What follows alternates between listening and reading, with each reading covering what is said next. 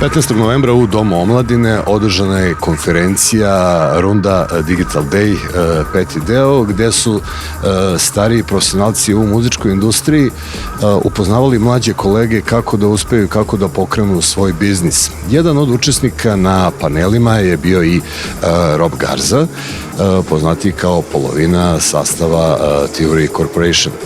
First, Rob, welcome to Serbia again.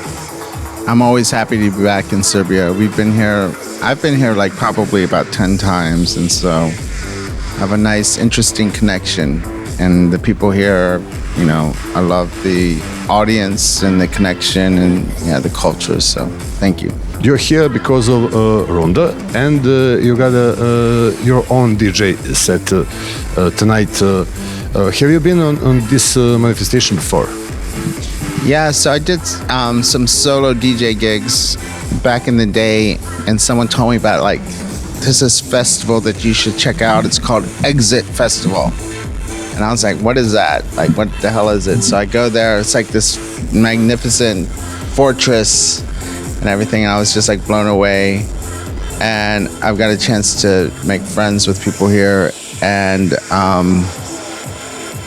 so I've been here many times. This isn't my first time to Serbia.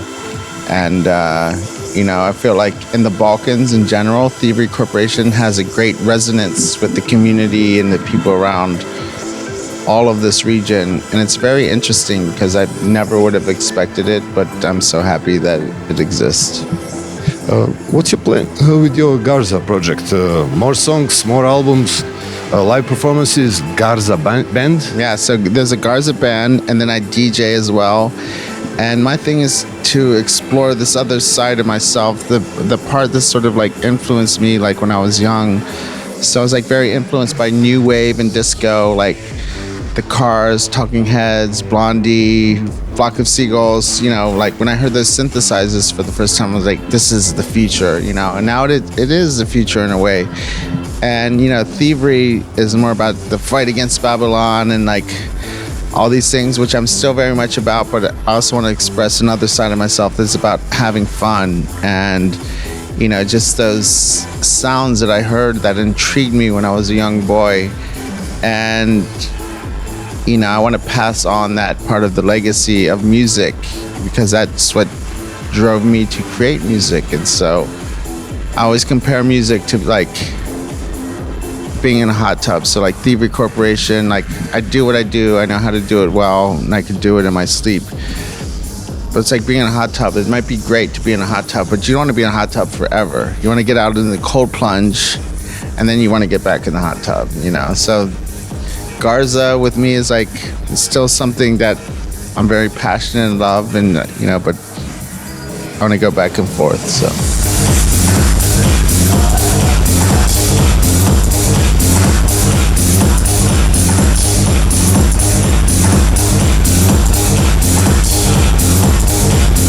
Tell me, how does the analog boy of the 20th century manage in a digital age? Yeah, and this was part of our discussion that we were just having on this panel here at Runda. And, my thing is that I feel like people are always going to want to come back to the human being, the human form, the thing that makes us vulnerable and who we are. I was just saying, you can have an AI that creates the blues, right? Sounds like blues musician.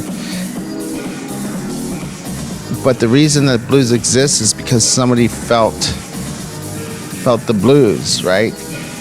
And AI will never be able to feel the blues. In the bones. You know what I mean? And so then that's what makes it the blues, you know what I mean? And so that's my hope.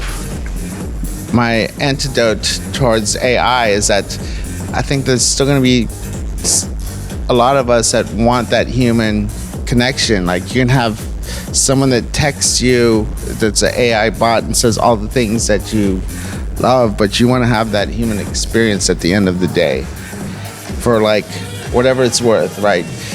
You could have a buddy let's say God or whatever, create the perfect person for you that's a robot or whatever, and does everything that you want them to do, you would get bored of that.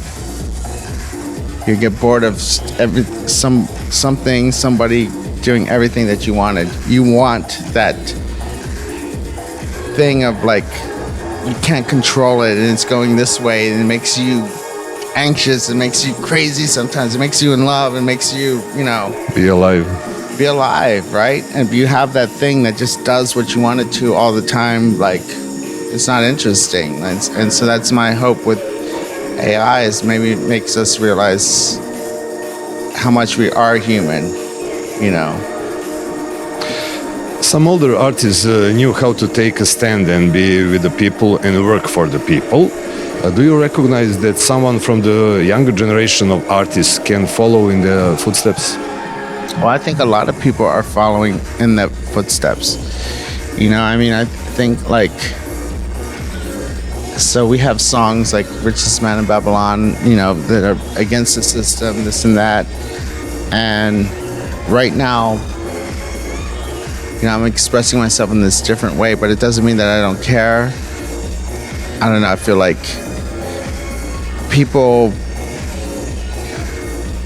so I'm older, I'm a parent, right? So I have a son, part of communities and this and that, and it's like, it's not my time to be the guy leading the parade of the, against the system of Babylon or whatever. Like, my heart's still in that, but it's like, sometimes it's like different roles, different stages of your career, and I think the younger generation are doing an amazing job of standing up to the system, the American system in particular, because people are like, would just be oppressed by the American system. Like, it's just like this, we have the power and you have to bow down to us. Now people are seeing like that's starting to crack. You didn't win Afghanistan, Ukraine is not, all these things aren't happening, and the rest of the world is sort of seeing that, and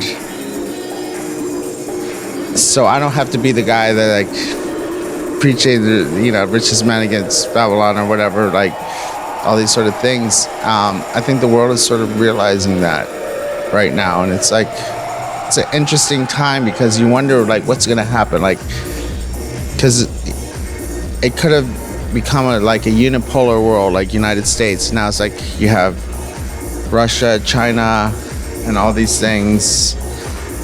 Yeah, who knows what's going to happen? But I'm fascinated by all of this. Like, I'm from Washington, D.C. I love politics. I don't love politics, but I love studying like what most people don't get to look at. Like, look under the rug of our society. Like, what's happening? Like, that for me is like a passion of mine. Like, what is it under the rug of this thing we call society? And we're all like, yeah. What is behind the curtains? Yes, exactly.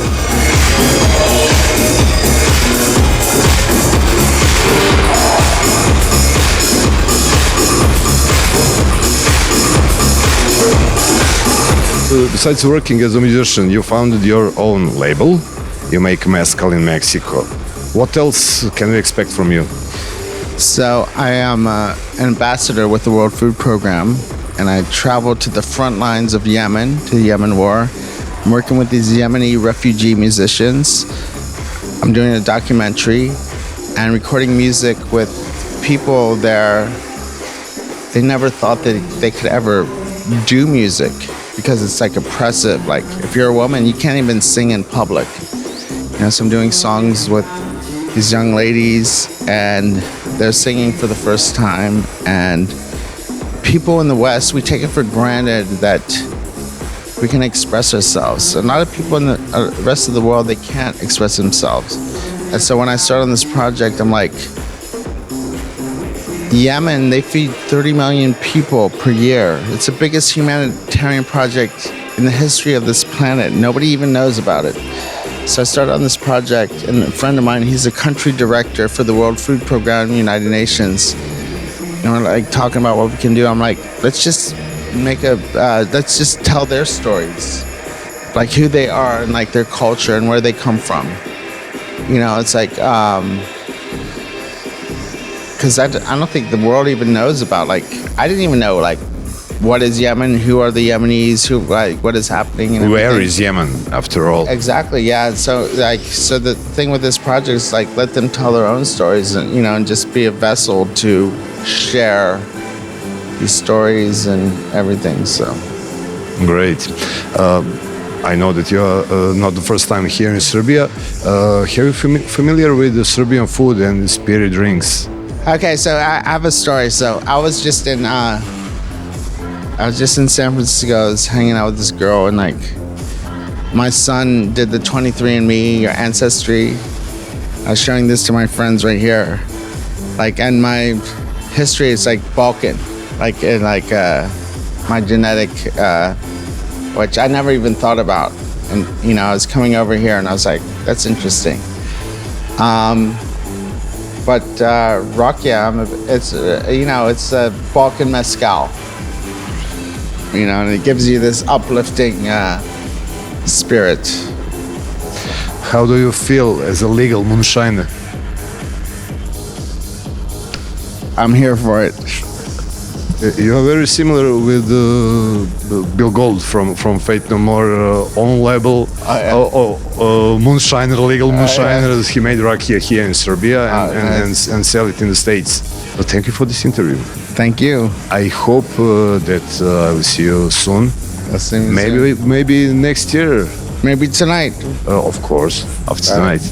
Thank you very much. Thank you.